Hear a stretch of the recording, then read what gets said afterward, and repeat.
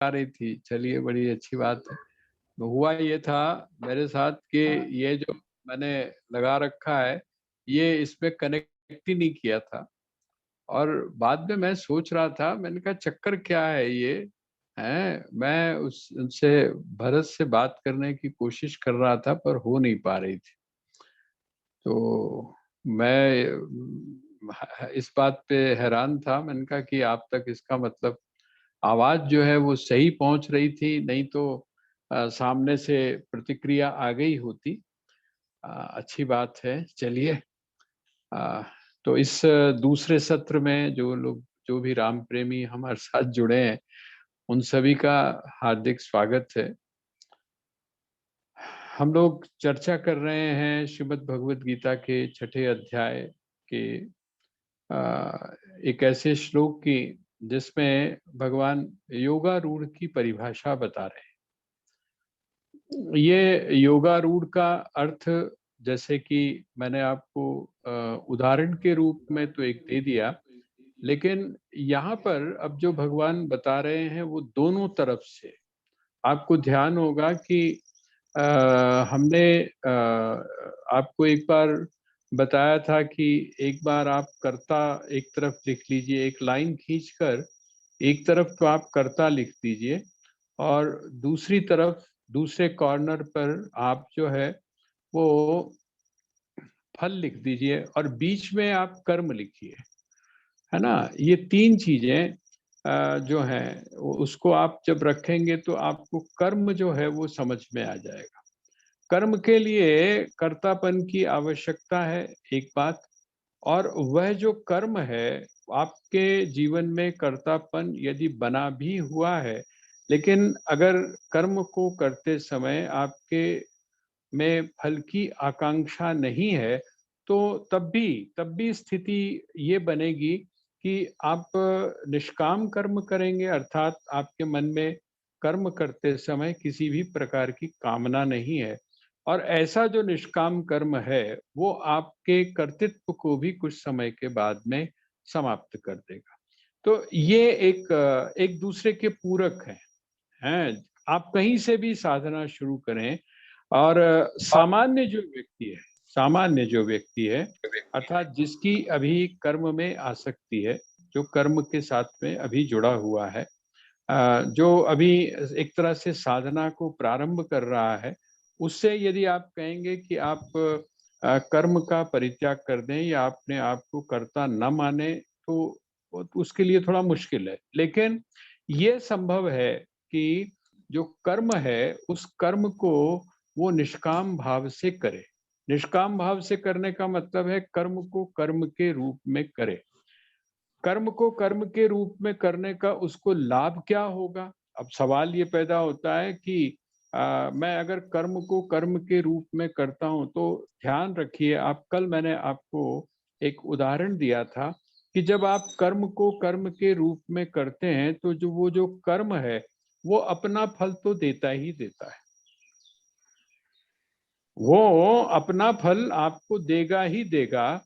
बस अंतर क्या पड़ जाएगा कि वो जो फल की आकांक्षा है, फल की जो आसक्ति है, वो आसक्ति से आपको होने वाला जो दुख है, उस आसक्ति के कारण जो आपको होने वाला दुख है या आपको जो होने वाला सुख है, इससे आप बच जाएंगे यदि आप निष्काम रूप से कर्म करते हैं। देखिए, सब कुछ प्राप्त होगा आपको।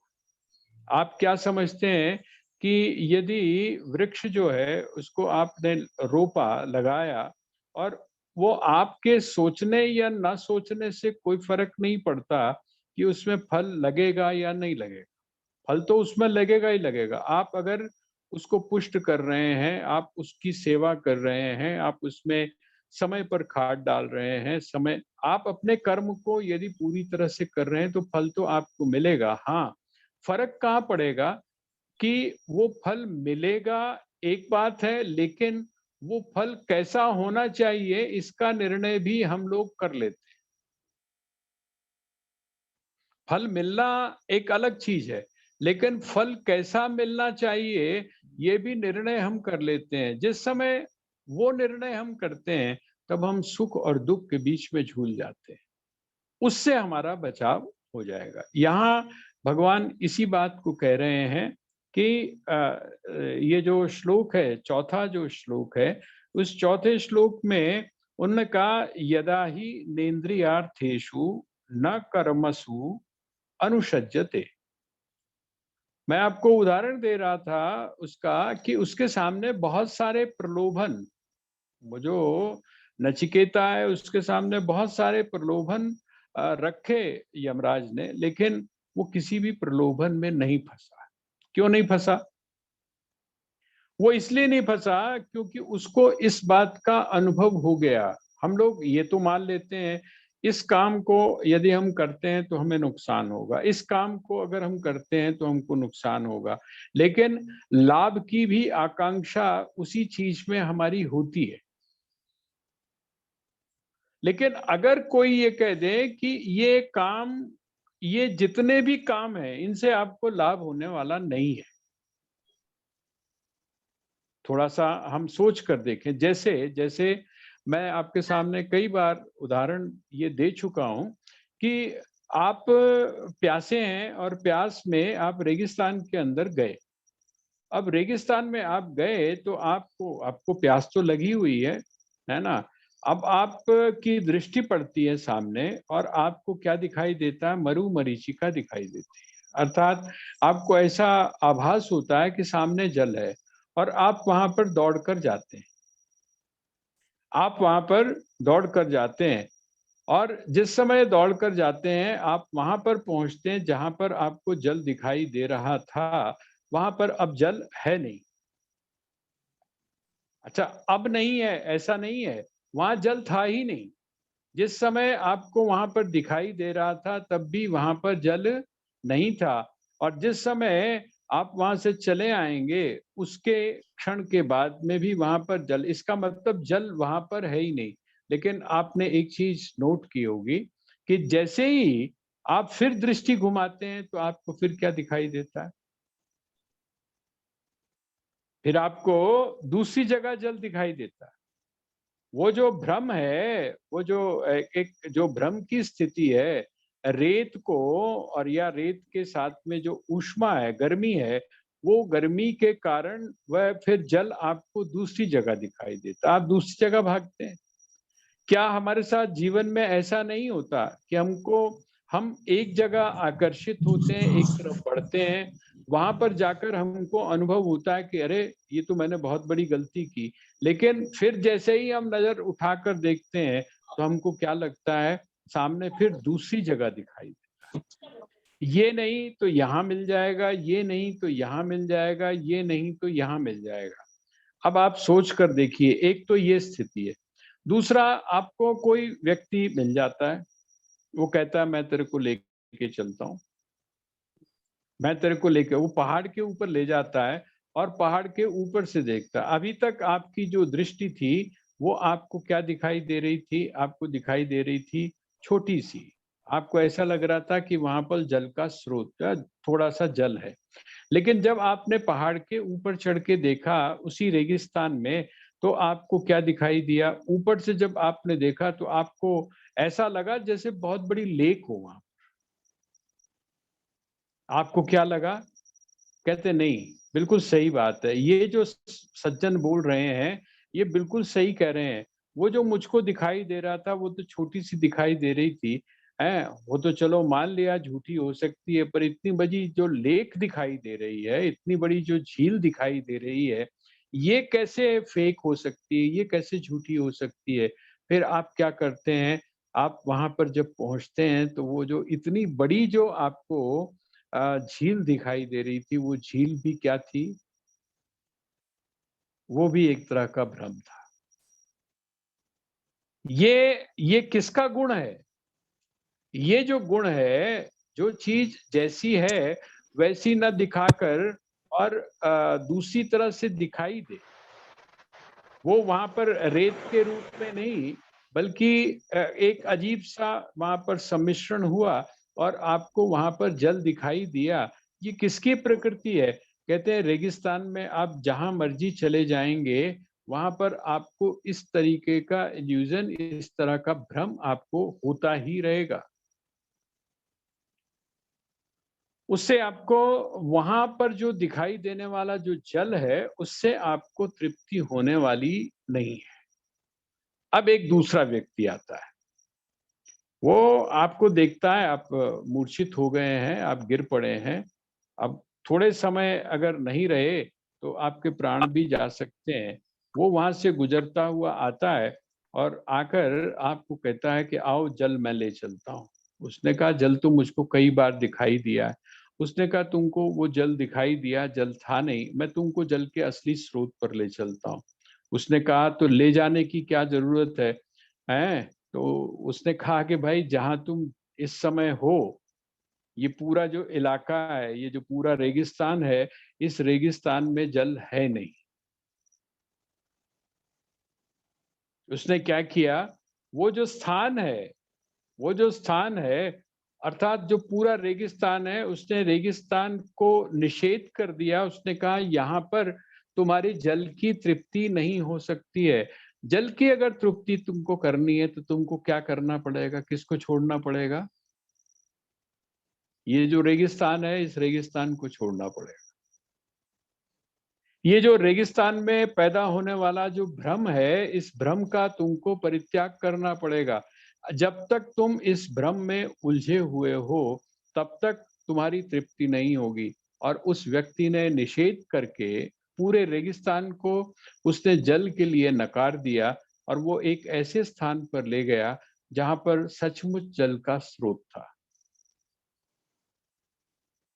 देखिए, दो स्थितियां है ना यहाँ। इसीलिए वो कहते हैं कि जो अध्यात्म है, अध्यात्म आपको क्या कहता है, वो कहता है कि ये जो रेगिस्तान है ना, ये रेगिस्तान जहां पर आपको भ्रम हो रहा है, जिसको आप माया बोलते हैं,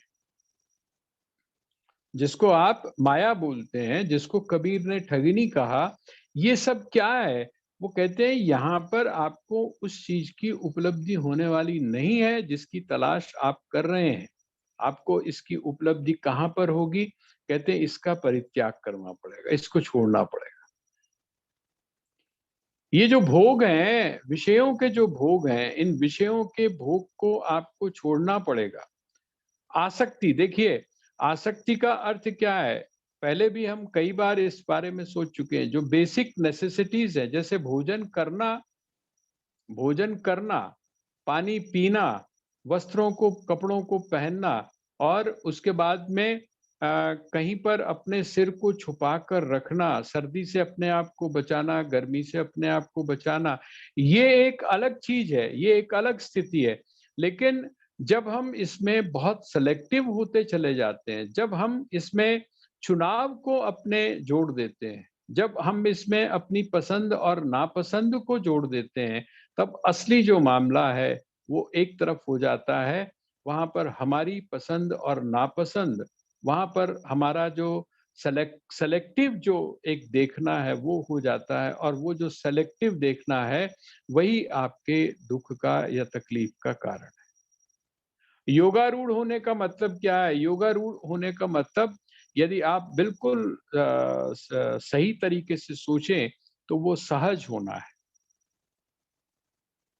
वो बिल्कुल सहज होना है। जो स्थिति जैसी है उस चीज को वैसे का वैसे स्वीकार करना, और इस बात को समझना कि ये जो मुझको जो चीज प्राप्त हो रही है, इसका इसकी वास्तविकता क्या है। ये सिर्फ व्यावहारिक है, आपके जीवन को चलाने के लिए है। ये पारमार्थिक रूप से सत्य नहीं है, आप उसको सही मत समझ लीजिए। इसीलिए यहाँ पर भगवान, पहली जो पंक्ति है इस श्लोक की, उसमें कहते हैं यदा ही नेन्द्रियार्थेषु,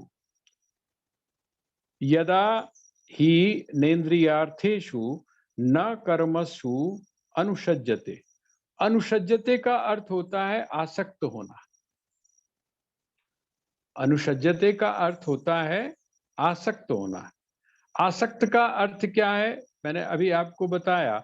जब आप किसी भी चीज को जब आप किसी भी चीज को अपने तरीके से, फल तो मिलना है, जैसा मैंने आपसे निवेदन किया कि आप यदि अपने कर्म को कर रहे हैं, तो ऐसा तो संभव ही नहीं है कि आपको कर्म का फल न मिले। लेकिन हमारे साथ दिक्कत क्या है कि हम कर्म के फल को भी कैसा चाहते हैं?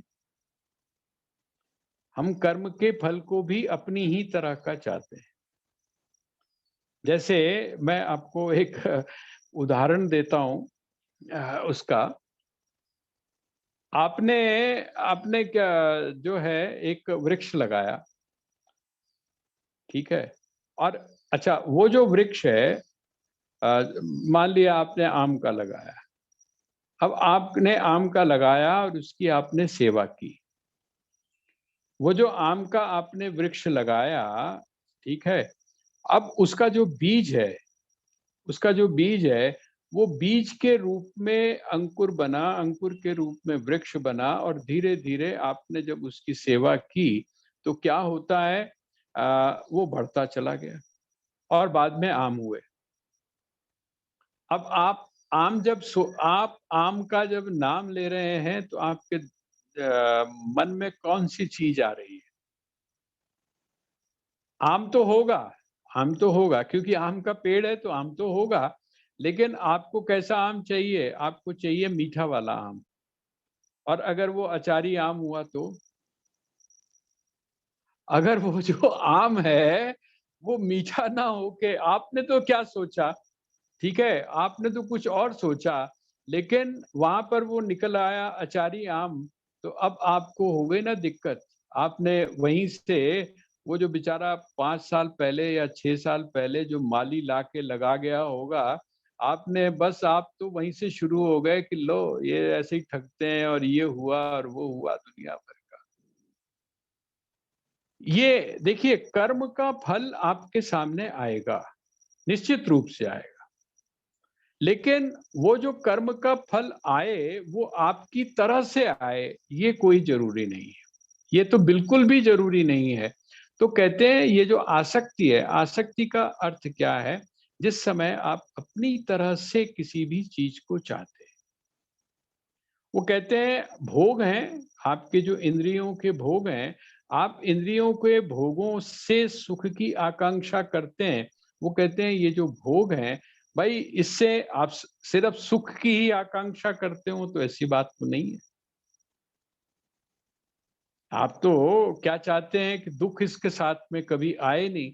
अब आप सोच कर देखिए कि जिसके आने के बाद स्वामी राम ने एक बड़े अजीब से राजा का वर्णन किया है, पता नहीं कौन-सी माइथोलॉजी में से उन्होंने लिया है। वो कहते हैं एक ऐसा राजा था जिसको स्वाद बड़ा पसंद था, खाना।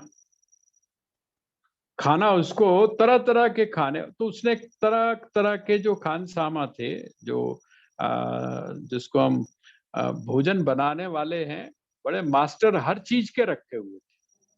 और हर चीज़ के जो मास्टर वहाँ शेफ़ उसने रखे थे, वो करता क्या था उनसे बनवाता था, वो कितना खा लेगा?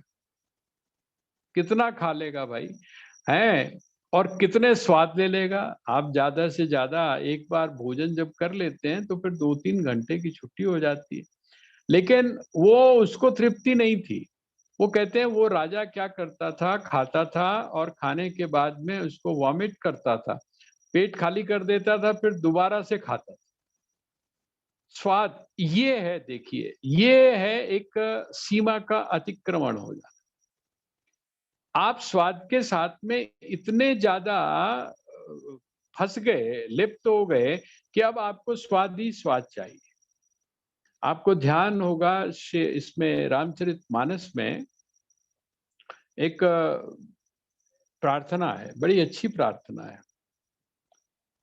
और मुझे लगता है कि वही सच्चे अर्थों में प्रार्थना अगर किसी को कहा जाए, भगवान से अगर आप माँगना चाहते हैं, वैसे तो नहीं माँगो तो ज़्यादा अच्छा है, लेकिन अगर सच में आप उससे माँगना चाहते हैं, तो आप यही माँगिए।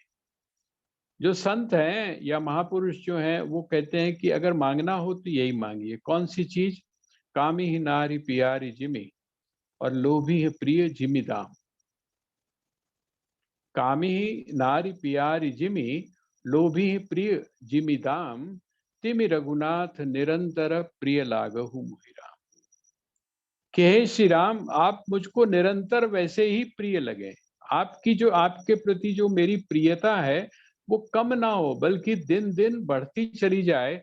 जैसे कि एक जो लोभी व्यक्ति है, उसके पास में जैसे जैसे धन आता जाता है, जैसे जैसे पैसा उसके पास में आता जाता है, वैसे वैसे वो क्या होता जाता है, उसकी और मांग बढ़ती जाती है। वो कहता है कि मुझे और चाहिए। कहते हैं इसी प्रकार से जय आपकी प्रति जो प्रीति है, आपके प्रति जो प्रेम है, वो मेरा बढ़ता चला जाए। किसके साथ में? परमात्मा के साथ में। अगर हम संसार के भोगों के साथ, संसार के विषयों के साथ ये वृत्ति रखेंगे, तो आप समझिए कि तो तब आप अपने दुख का जो है वो पूरा का पूरा तैयारी जो है वो कर रहे हैं। एक एक बड़ी अच्छी कंपनी की है सुधा करके, साउथ इंडियन है महिला। उन्होंने, उनकी मैं जीवनी पढ़ रहा था। उन्होंने बहुत सारी चीजें हैं तो किसी की एमडी हैं वो, तो उन्होंने अपने जीवन के बारे में लिखा है। बहुत सिंपल, बड़ा सीधा साधा जीवन है उनका। तो उन्होंने लिखा कि हमारी जो अपेक्षाएं हैं वो किस तरह प्रत्येक व्यक्ति के साथ में, हम हर आदमी को, अपने बेटे को, अपनी बहू को, अपनी बेटी को, इनको हम क्या करते हैं, अपनी तरह से सोचते हैं कि अपनी तरह से चलाना चाहते हैं। और जिस समय वो ऐसा नहीं हो पाता है तो हम दुखी होते हैं। ये आसक्ति का ही एक रूप है।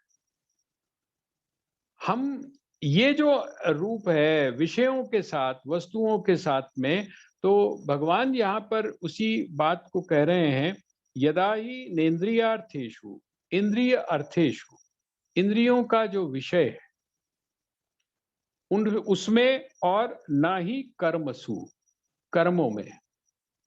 वो कहते हैं दोनों में जिस समय आपकी क्या होती है, आसक्ति नहीं होती है, ना आपकी इंद्रिय और इंद्रियों के जो विषय हैं उनमें आपकी किसी भी प्रकार की आसक्ति होती है, ना आपकी कर्म में किसी भी प्रकार की आसक्ति होती है। कर्म का मतलब है कर्म का जो फल है उसमें आपकी किसी भी प्रकार की आसक्ति जब नहीं होती है, और जब आप सर्व संकल्प सन्यासी, अर्थात समस्त प्रकार के जो संकल्प हैं उनका जब आप सन्यास, अर्थात उनका जब आप त्याग करते हैं, ऐसा जो व्यक्ति है, अर्थात जिस व्यक्ति के जीवन में इस प्रकार की परिस्थिति है, वही व्यक्ति क्या है, वही व्यक्ति योगारूढ़ है। योगारूढ़, देखिए हम लोग क्या हैं, हम लोग अभी योग पर आरूढ़ नहीं है, हम योग पर आरूढ़ होने का प्रयास कर रहे हैं, कोशिश कर रहे हैं, है ना? हम योग पर आरूढ़ होने की कोशिश कर रहे हैं। और जब हम कोशिश कर रहे हैं तो ये जो दो चीजें हैं, कौन कौन सी? एक तो हमारी कर्म की जो फल है उसके प्रति आकांक्षा, किसी भी प्रकार की आसक्ति ना हो, और ना ही विषयों के प्रति किसी भी प्रकार की आसक्ति हो। ये दो प्रकार की आसक्ति हमारे जीवन में कैसे कम हो सकती है, अर्थात कैसे हम अपने जीवन में अनासक्त हो सकते हैं, इस बात की ही साधना वास्तव में कौन सी साधना है, जिसको भगवान कहते हैं ये योग की साधना है, यही योग है। आपके जीवन में अनासक्ति आ जाए, आप कर्म से भागे नहीं, बल्कि कर्म को आप करें, लेकिन कर्म को करते समय आपके मन के अंदर किसी भी प्रकार की आसक्ति ना हो, अर्थात जुड़ाव ना हो। कर्म को आप कर्म के लिए करें। अगर दूसरी भाषा में हम बोलें तो हम ये भी कह सकते हैं कि कर्म को कर्तव्य के रूप में करें। ऐसी स्थिति जब आपकी होगी, अर्थात जो व्यक्ति कर्म को कर्तव्य के रूप में करता है और जिसकी संसार के विषयों में भोग की वृत्ति नहीं रहती है, उसी को क्या कहते हैं? उसी को योगारूढ़। अगले जो दो श्लोक हैं, 5वां और 6ठा श्लोक, ये एक तरह से आप ऐसा समझ लीजिए, ये भी बहुत महत्व के हैं, साधक के लिए बहुत महत्व के हैं। वो क्यों महत्व के हैं? क्योंकि हम लोग जो है वो रिस्पॉन्सिबिलिटी नहीं लेना चाहते। जिम्मेदारी हम अपने ऊपर किसी भी तरह की लेने से बचने की कोशिश करते हैं। लेकिन जो अध्यात्म है, उस अध्यात्म के मार्ग में आपको जिम्मेदारी लेनी पड़ती है। और वो जो जिम्मेदारी लेनी पड़ती है, उस जिम्मेदारी को आप कैसे लें, है ना? वो जिम्मेदारी आपकी कैसे आए, इसी की चर्चा यहाँ पर भगवान करते हैं। और वो एक एक बात और कर देते हैं। जिन लोगों ने कभी मनोविज्ञान अगर पढ़ा होगा, तो वहाँ पर एक आता है, उसको बोलते हैं डिफेंस मैकेनिज्म।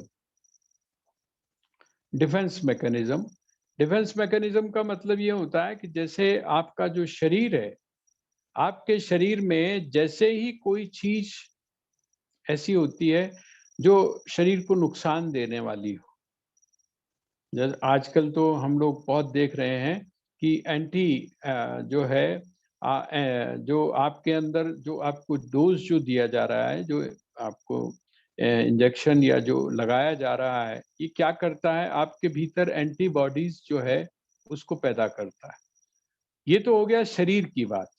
लेकिन वो कहते हैं आपके दिमाग में आपका जो अहम है, आपका जो मैं है, वो मैं को जब कोई चीज नुकसान पहुंचाती है, तो वहां पर भी एक दूसरा मैं आकर खड़ा हो जाता है, जो आपको क्या करता है? वो आपके उस मैं को बचाने की कोशिश करता है।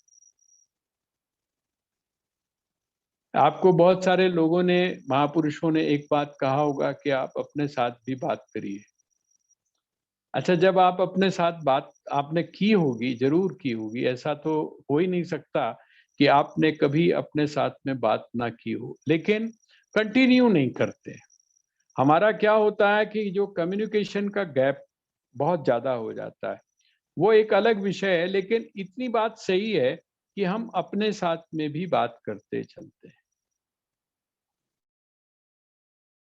कुछ लोगों को देखा होगा कि जब रास्ते में चल रहे होते हैं, तो क्या करते हैं वो?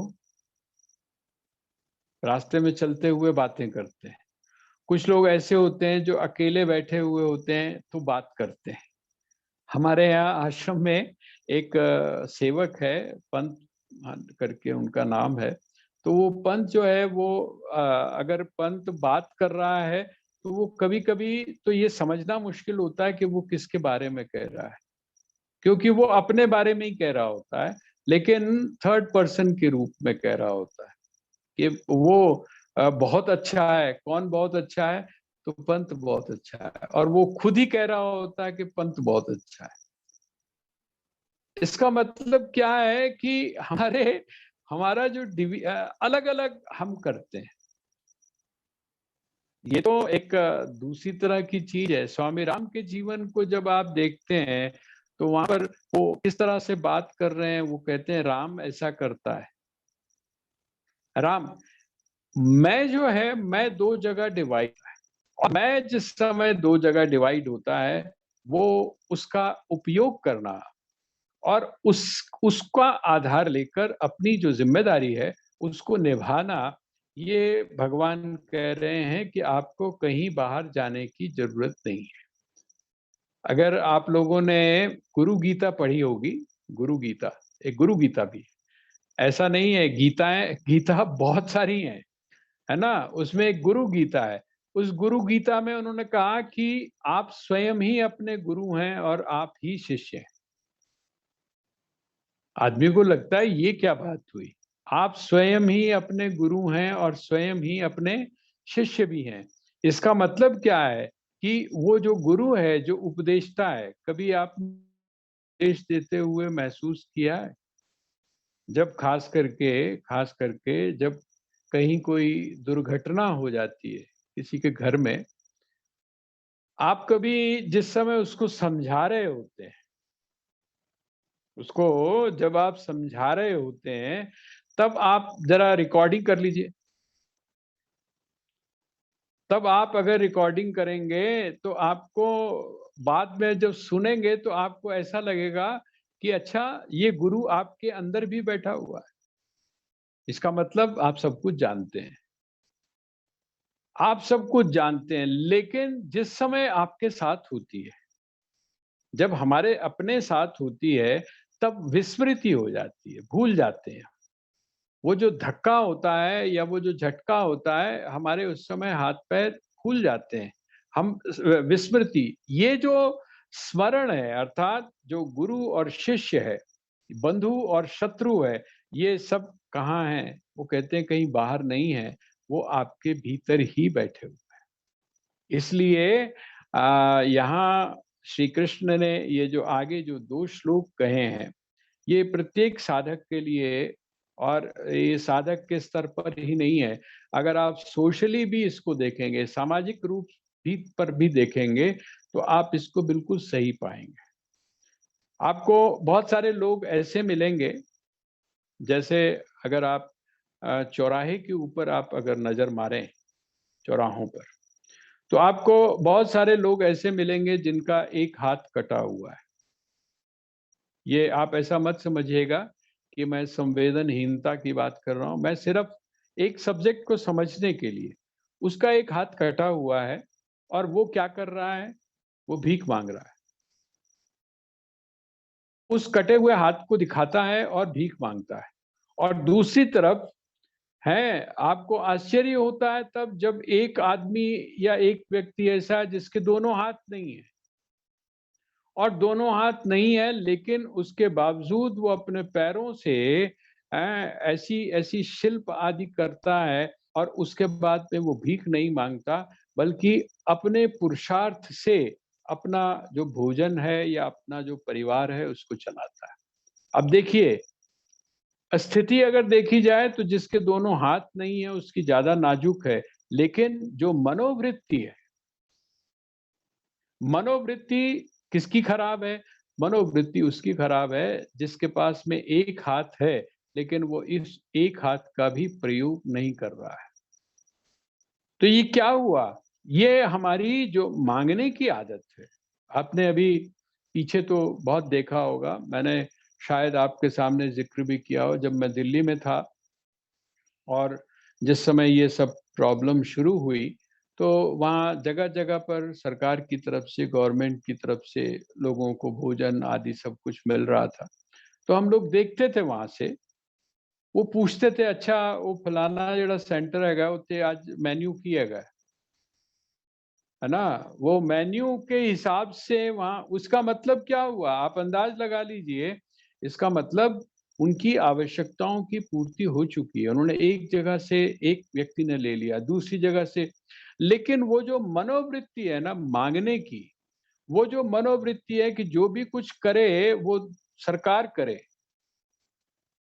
मैं इसको दूसरे अर्थ में मत, जो कुछ करे सर, हमने कुछ नहीं करना है, ये एक जो मनोवृत्ति है, ये मनोवृत्ति हमारे, अर्थात जो हम लोग हैं, हमारे गिरने का सबसे बड़ा कारण है। आज भी आप देख लीजिए, जो स्थिति बनी हुई है उसके पीछे बहुत बड़ी भूमिका हमारी अपनी है। हम बहुत सारे काम कर सकते हैं, वो काम हम करने के लिए तैयार नहीं। आपको कहें कि जी आप हमेशा थोड़ा-सा एहतियात बरतिए, आप अपने हाथ धोइए, आप जिस समय बाहर से आते हैं, तो जो वो है उसके ऊपर प्रिकॉशन बरतिए, ये सारी चीज़ें, लेकिन उसके लिए हम तैयार नहीं हैं। दूसरी चीज़ें, दूसरे व्यक्ति को कर्तव्य का पालन कैसे करना चाहिए, उसने कहाँ नहीं किया, इस बात की जानकारी हमको पूरी होती है और इस चीज़ को हम एनालाइज़ भी करते हैं। यहाँ पर भगवान इस सारी चीज़ की जो ज़िम्मेदारी है, आपकी टोटली ज़िम्मेदारी किसकी है? वो आपकी ही है। इस बात को यहाँ पर, जब तक आप टोटल रिस्पॉन्सिबिलिटी अपने ऊपर नहीं लेते हैं, तब तक आप अपने जीवन की किसी भी प्रकार की साधना को नहीं कर सकते हैं। तो यहाँ अगले जो 2 श्लोक हैं, क्योंकि ये 2 श्लोक इकट्ठे हैं, इन 2 श्लोकों को यदि आप समझना चाहते हैं तो आपको इकट्ठा समझना पड़ेगा। पहला जो है, अर्थात 5वां और छठा श्लोक, इनको आप इकट्ठा पढ़िए। और वैसे तो अगर आप 3 श्लोक जो हैं इनको अगर आप इकट्ठा पढ़ लेंगे तो आपको और भी क्लियर हो जाएगा, लेकिन 2 को तो आप कम से कम इकट्ठा पढ़िए। इनका अर्थ जो है वो भी आप इकट्ठा भी लगा सकते हैं, ज़्यादा स्पष्ट हो जाएगा, अलग-अलग भी ले सकते हैं। उद्धरेतात्मनात्मानं